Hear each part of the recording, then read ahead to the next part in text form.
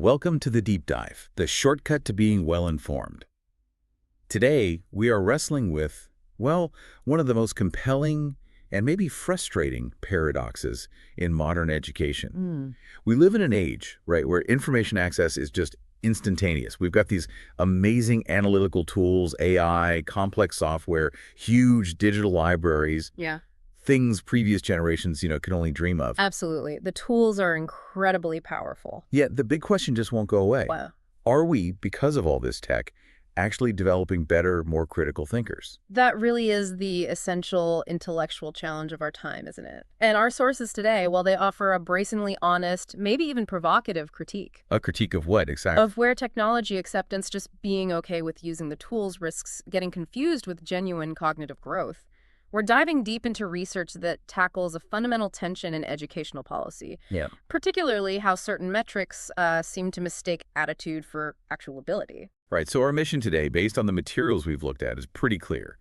We need to separate what one researcher really starkly calls digital fluency.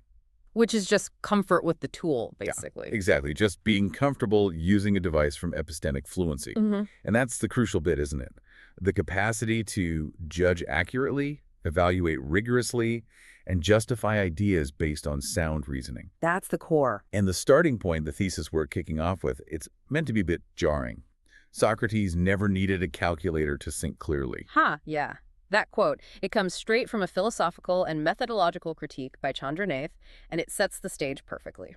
We've got two really strong threads informing this deep dive for you, the listener. First, Nath's pointed critique, which really zooms in on certain policy directions, especially those coming out of India's National Education Policy 2020. NEP 2020, right? And second, a really substantial comprehensive synthesis of instructional models. The actual proven evidence-based ways to cultivate genuine critical judgment in learners. So we're going to dissect a recent study first, the one that found this high correlation between liking digital tech and thinking you're a critical thinker. That's the one. We want to understand why equating that simple attitude toward a tool with real cognitive growth is argued to be, well, a profound mistake, both intellectually and methodologically. Got it. And once we've unpacked that critique, Then we pivot entirely. We look at the structured, tested methods that genuinely build critical minds, the how-to, if you will. okay, so before we can really dig into what critical thinking isn't, we absolutely have to try and nail down what it is. And we know this is tough, Rig. Yeah, CT, critical thinking. It's notoriously hard to pin down in one easy phrase. It's big, it's multi-layered.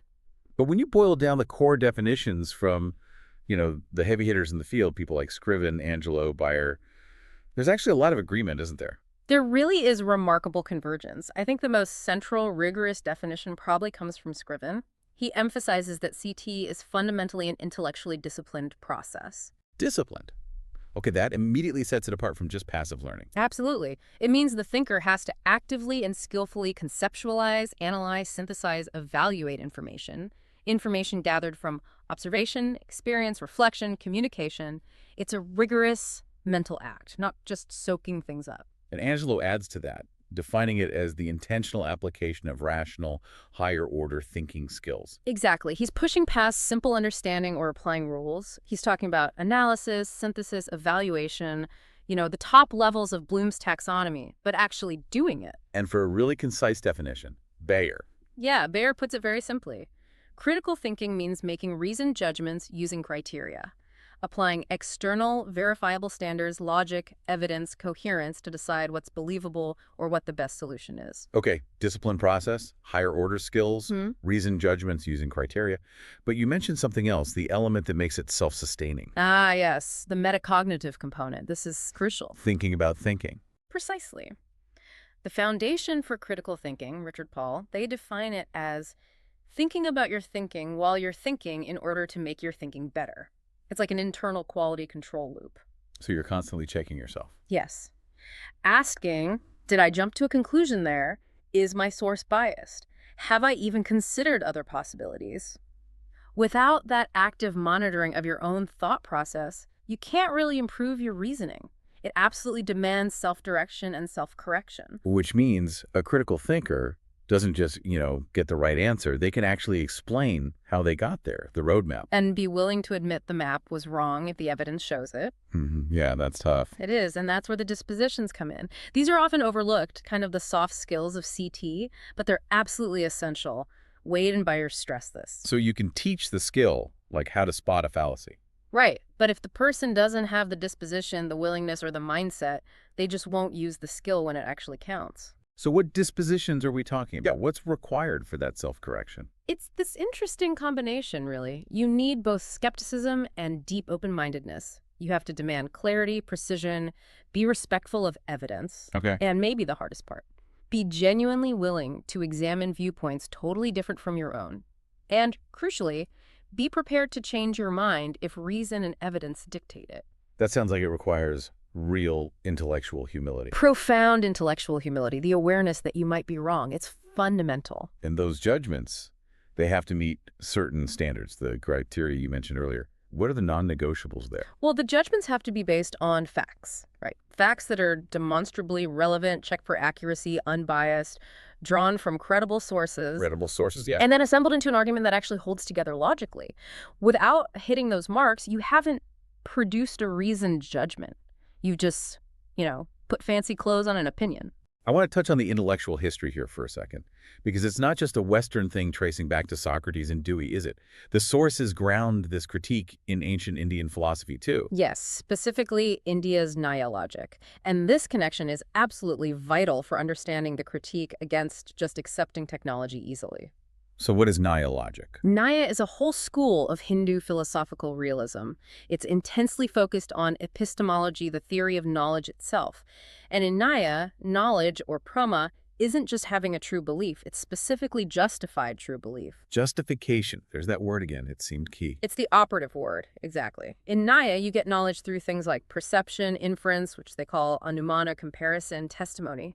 But the sheer historical weight of this tradition emphasizes that it's the inferential discipline, the justification process, that defines real cognition. So Nath includes this context. Why? To show. To illustrate that centuries of really sophisticated philosophical thought define knowledge not by how fast or easily you get information, but by the rigor of the justification you apply to that information. Okay, so if the very definition of knowledge demands prama, justify true belief, right, then just accepting a digital tool because it feels easy to use, which relies mostly on perception of ease, well, they can't possibly stand in for the higher cognitive function of justification. It simply cannot. The Nyaya framework makes that category error blindingly obvious. Okay, that foundation, disciplined, justified, self-aware reasoning, gives us the perfect lens now to really scrutinize the argument at the heart of this debate. Let's talk about the flashpoint. This is where it gets really interesting, as you said. Right, the catalyst. It was a 2025 study by Yadav, and Yadav, published in the Indian Journal of Educational Technology. And they were looking at preparatory stage students, kids aged 8 to 11, a very impressionable group. Okay, 8 to 11-year-olds. And what did this study find when they measured how these kids felt about their digital tools? Well, they reported finding significant positive correlations between the students' scores on two key variables from the Technology Acceptance Model, or TAM. TAM, okay. What variables? Their perceived usefulness of digital tools and their perceived ease of use. So how useful they thought the tech was and how easy it felt to use. And they correlated that with the students' self-reported critical thinking ability. And the correlations weren't small. R equals 0.68 for perceived usefulness. R equals 0.55 for ease of use. Wow, an R of 0.68. In social science, that's considered a pretty strong correlation, isn't it? It suggests, what, something like 46% of the variation in self-reported critical thinking is linked to how useful the kids thought the tech was. On the surface, yes, it sounds quite persuasive, especially if you're a policymaker looking for quick wins, for easy metrics showing digital integration is working. But this is where Nath comes in with a critique. Exactly. Chandra Nath's central argument is that this entire finding, this correlation, rests on a fundamental category error. He argues the study is basically conflating two completely different things, apples and oranges. You mentioned attitude versus cognition earlier. Let's dig into that distinction again. Yes. So technology acceptance, using the TAM model, it measures a person's attitude towards a technology, how convenient they think it is, how beneficial, how user-friendly. It's about feelings and perceptions. Okay. Critical thinking, as we just defined it, measures disciplined reasoning. It's a skill set. Analysis, evaluation, justification. Nath uses a great analogy. Your belief that a hammer is useful and easy doesn't measure your skill as a carpenter. Right. Being comfortable holding the hammer isn't the same as knowing how to build a roof. Precisely. Digital fluency is like being comfortable with the hammer. Epistemic fluency is the skill of building something structurally sound, something justified. And this doesn't just stop at the philosophical error, right? He raises some serious methodological concerns about the study itself. Oh, absolutely. And they're critical for undermining the data's integrity. First off, relying on self-report surveys for complex cognitive skills, especially administered to 8 to 11-year-olds, well, it's highly questionable. Also, Nath points out the lack of developmental validity. I mean, how accurately can an 8-year-old really assess their own analytical capacity? Their answers are much more likely to reflect just enthusiasm or wanting to give the right answer or maybe just misunderstanding the scale they're using. yeah, it's definitely easier for a kid to say, I feel smart using this tablet, than to actually demonstrate the rigorous thinking the tablet is supposedly helping with.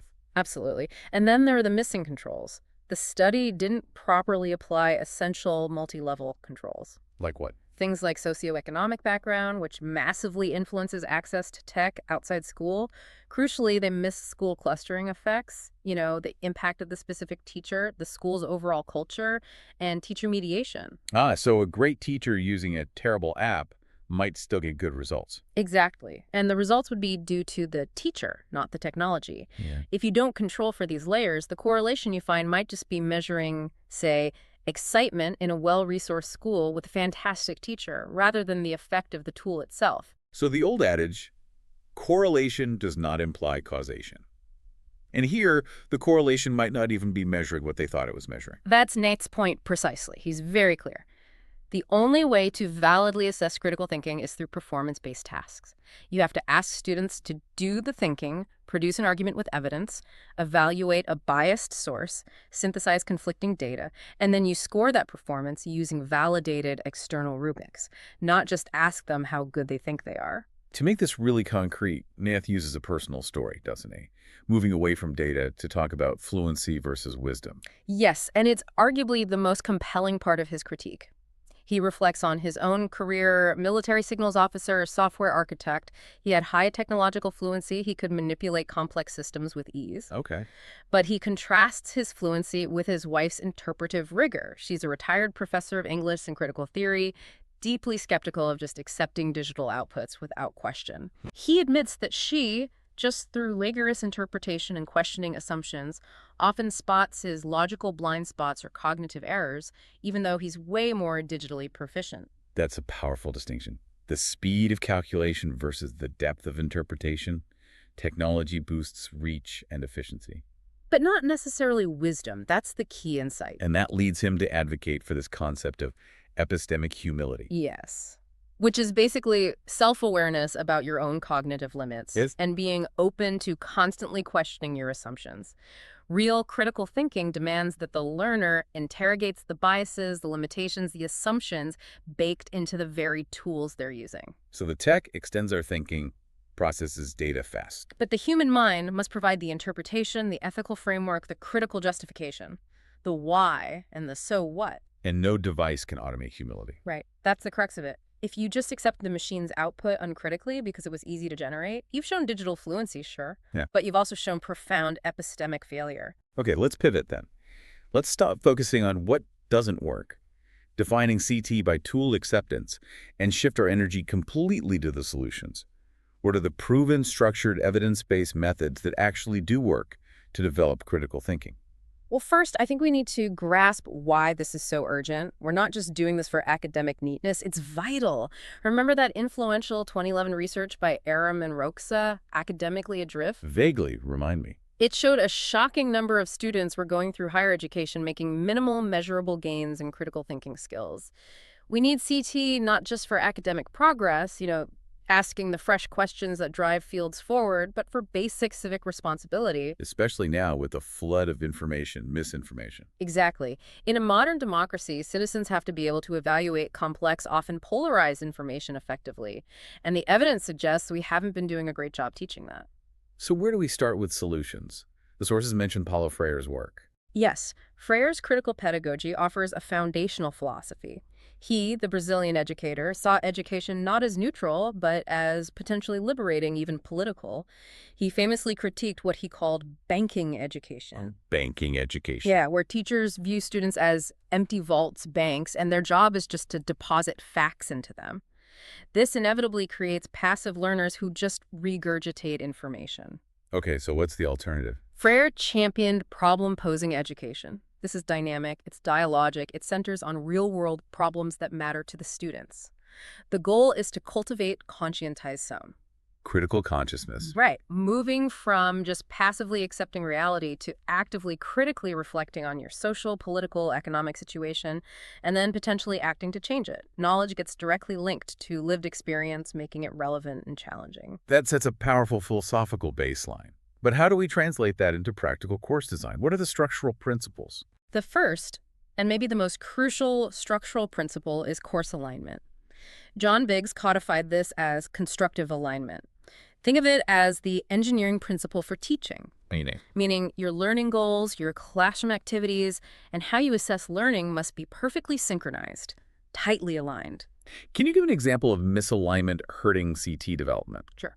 Let's say your syllabus states a goal. Students will evaluate alternative explanations for a historical event. That's a high-level CT skill. Okay.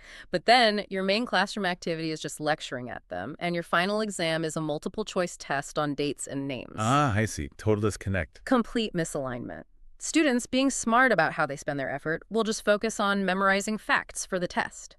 If you want them to practice reasoned judgment, your activities and your assessments have to explicitly demand reasoned judgment. That sounds like a fundamental shift in teaching.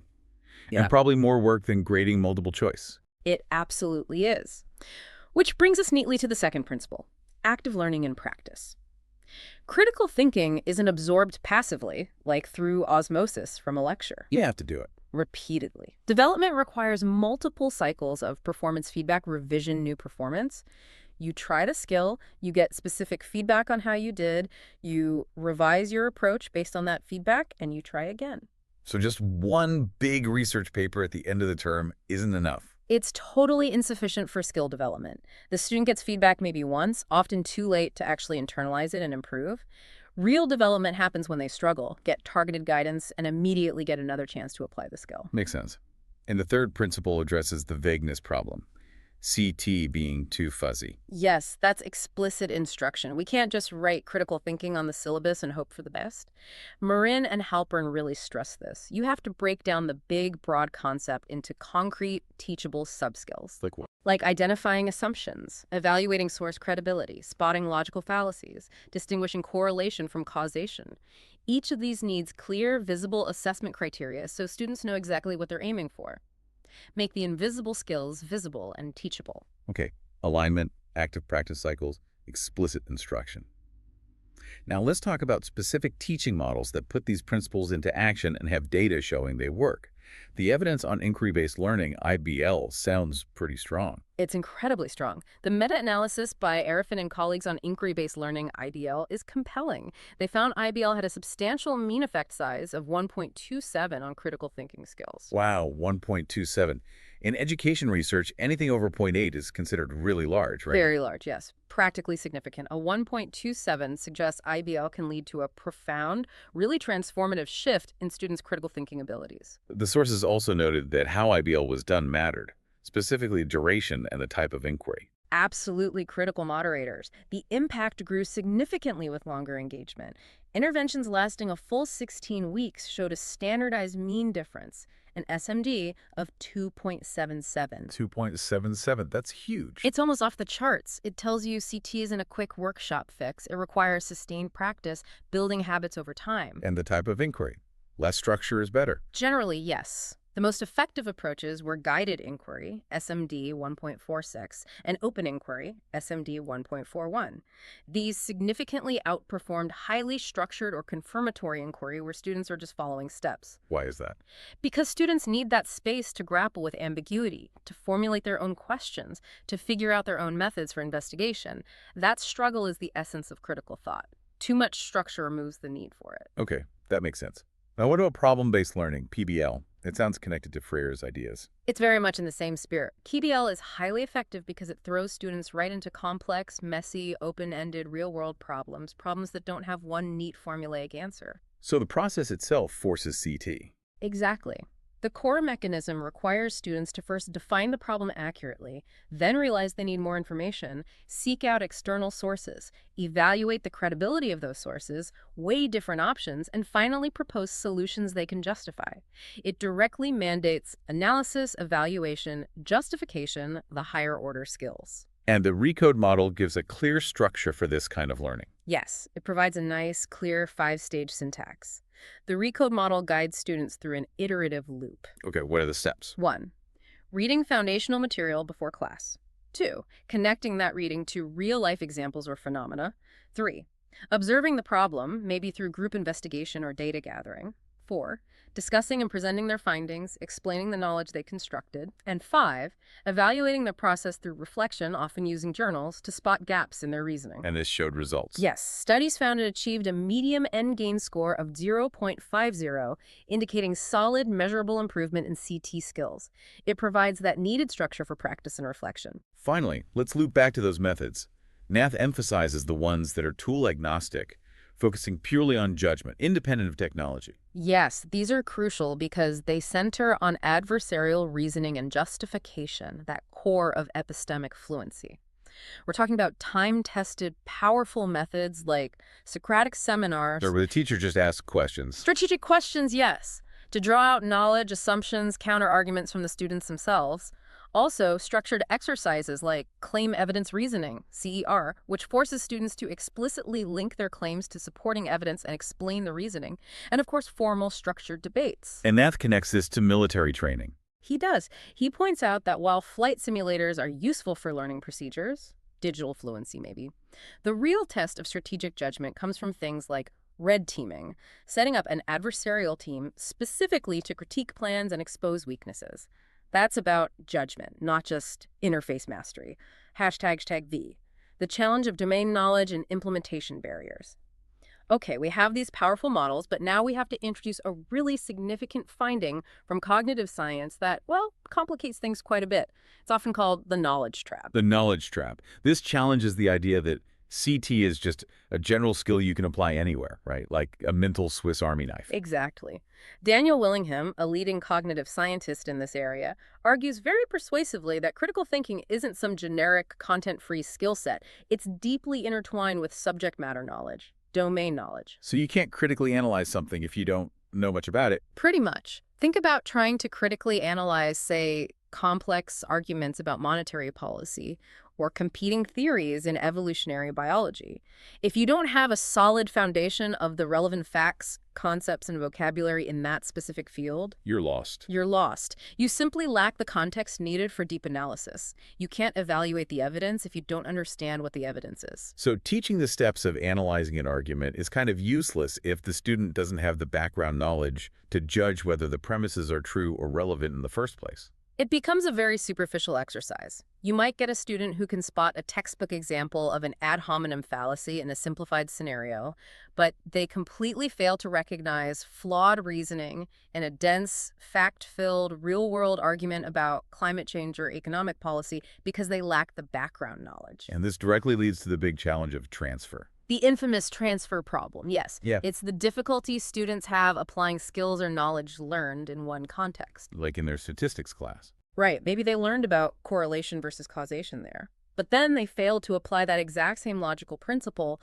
when they encounter, say, a political pundit making a causal claim based purely on correlation in a newspaper article. Why is transfer so hard? The logic is the same.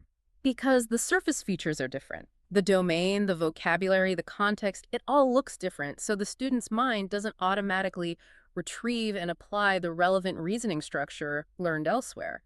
It's stuck in the original context. So how do we bridge that gap? How can educators help students achieve FAR transfer, applying skills to genuinely different domains? It requires explicit meta-strategies. Teachers need to explicitly label the underlying thinking skill or problem-solving goal being used. More importantly, They need to design activities that force students to practice the same logical structure across multiple, very different contexts. The most powerful technique seems to be using problem comparisons. You present students with two problems that look totally different on the surface. Maybe one is about ecosystem collapse, the other about a business supply chain failure, but would share the exact same underlying structural flaw or require the same reasoning principle. Forcing them to see the abstract pattern beneath the surface details? Exactly. That helps build the abstract understanding needed for transfer. Okay, so we have effective models like IBL, PBL, Recode, and strategies for knowledge and transfer. But implementing these widely, that remains a huge hurdle, doesn't it? What are the main barriers? There are several major stumbling blocks, unfortunately. First, there are often faculty misconceptions or perhaps, as you suggested earlier, pragmatic difficulties. One survey found 89% of university faculty said CT was a primary goal. Okay, high agreement there. But only a fraction could actually define it rigorously, and a whopping 77% admitted they struggled to reconcile teaching for deep critical thinking with the relentless pressure to just cover the required course content. Yeah, the content coverage pressure is real. It feels like a system problem, not just individual faculty misunderstanding. I think that's fair. It points directly to systemic pressure. Standardized tests, accreditation requirements, institutional rankings, they often prioritize things that are easy to measure, like factual recall. Teaching to the test. Right, which actively discourages instructors from spending the necessary, often messy and time-consuming effort on activities that cultivate deeper critical awareness but are harder to quantify quickly. And student habits play a role, too. Definitely. Many students, understandably perhaps, adopt a passive learning stance. It requires less cognitive effort in the short term. And if they come in lacking foundational knowledge or even basic reading comprehension skills, jumping into complex PBL can feel overwhelming. The cognitive load is just too high initially. Plus, the workload for instructors implementing these best practices. It's immense. Providing detailed, task-focused feedback on multiple drafts, facilitating complex discussions, designing authentic assessments, it takes a huge amount of sustained effort, and faculty are often stretched incredibly thin already. So, given all these challenges and the critiques we discussed earlier, how should we think about integrating technology?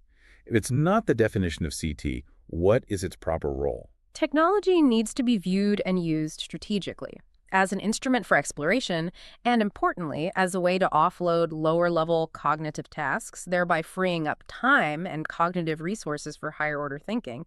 It should facilitate CT, not define it. Like the flipped classroom model, but maybe turbocharged. Precisely. Use online tools, video lectures, interactive simulations, automated quizzes to handle the basic content delivery and comprehension checks outside of precious face-to-face class time. Which frees up class time for the indispensable stuff. The Socratic discussions, the collaborative problem-solving, the debates, the analysis of complex case studies, and asynchronous tools like well-designed online discussion forums can be great too. They allow for more prepared, thoughtful, individualized interactions. Students have time to research, craft, and justify their contributions rather than just reacting instantly. It encourages reflection. But that policy distinction you mentioned earlier, regarding NEP 2020, for instance, that needs to stay sharp. Absolutely crucial. Policy, funding, and assessment must clearly distinguish between initiatives aimed at digital fluency, teaching the basic operational skills needed to use the tools, and initiatives aimed at epistemic fluency, which is the much harder, more resource-intensive work of cultivating reasoned judgment and critical evaluation. They are fundamentally different goals and require different approaches. #6. Assessment and final takeaways. Which brings us to assessment. Because the path forward, if we're serious about CT, only works if we fundamentally change how we measure success. Nath's final policy recommendation is crystal clear on this. Which is? Assessment must shift decisively away from just recalling facts and towards performance-based reasoning tasks. We have to assess the doing of critical thinking. And we actually have solid evidence that this kind of assessment, when linked to aligned teaching, really works. You mentioned the Heft and Scharf study using the CAT framework. Yes, the Critical Thinking Assessment Test, or CA. It breaks CT down into specific, measurable sub-skills. Heft and Scharf designed a course that was explicitly aligned with teaching and practicing these specific CAT skills. And the results? The results were stark and undeniable. Students who took that aligned course significantly outperformed a comparison group of senior students further along in their studies, but without that specific aligned instruction on those targeted skills. Can you give an example? Sure. On a skill like summarize the pattern of results in a graph without making inappropriate inferences, the students from the aligned course scored 0.94 on average compared to just 0.75 for the senior comparison group. That's a big difference. What about a more interpretive skill? Even more impressive there. On the skill, provide relevant alternative interpretations for findings or observations, which really gets at intellectual flexibility and avoiding confirmation bias. All right, seeing other possibilities. The aligned group scored 1.26, while the comparison group scored only 1.08. That ability to generate alternatives is so central to critical thinking, moving beyond the first, easiest answer. And it's something tech struggles to replicate. That really is powerful evidence. Explicit, aligned instruction measured by performance tasks leads to measurable gains. But didn't that study also highlight a gap between what students say they value and what they actually do? It did, and this is maybe the most encouraging finding of all, in a way. At the start of the semester, most students agreed they believed that questioning assumptions and critical inquiry were important. Values alignment was high. Okay. Yet, when asked about their actions, only a startling 20% reported actually doing things consistent with critical investigation on a regular basis. Right. They valued it, but the habit wasn't there. Only 1 in 5 are walking the walk, basically. Exactly. But here's the kicker, the proof that instruction can change behavior, not just beliefs. By the end of the semester, after sustained explicit instruction, focusing on these skills and dispositions, What happened? that percentage of students reporting actions consistent with critical investigation, actually doing the questioning, seeking evidence, considering alternatives, jumped dramatically to 77%. Wow, from 20% to 77%. It shows you have to actively teach and reinforce the habit of critical thinking until it becomes ingrained practice, not just a nice idea. So let's pull it all together as we wrap up this deep dive. What does this all mean? Let's synthesize the 2 big threads we followed today. Okay. We started by establishing a definition. Critical thinking is fundamentally about disciplined, justified, self-aware reasoning. It demands intellectual humility, it relies on rigorous criteria, it involves metacognition. Got it. Definition established. Then, we explored the proven methodology. It requires active learning, not passive reception. It needs constructive alignment between goals, activities, and assessment. It thrives in feedback-rich environments using models like IBL, PBL, Freyr's problem-posing approach. And crucially, it needs sustained practice over time. And woven through all of this was the critique, the need to firmly reject the tempting but ultimately flawed shortcut of defining cognitive maturity by how comfortable someone is with technology. Exactly. Chandra Nath's critique is the essential counter-narrative here. Technology should be seen as a powerful instrument, a tool that serves critical thinking. It should never, ever be mistaken for the skill itself. Education's core purpose must remain the cultivation of judgment before fluency. Judgment before fluency. That seems like the headline takeaway. I think it is. That's the single most important message we can offer to you, the listener, based on these sources. And building on that, Nath includes an afterword about the ethics of disagreement, which feels very relevant right now. It does. He reminds us that genuine disagreement, when it's conducted critically, respectfully, based on evidence and reason, it isn't hostility. It's actually a form of fidelity to the truth. It honors the purpose of education. Precisely.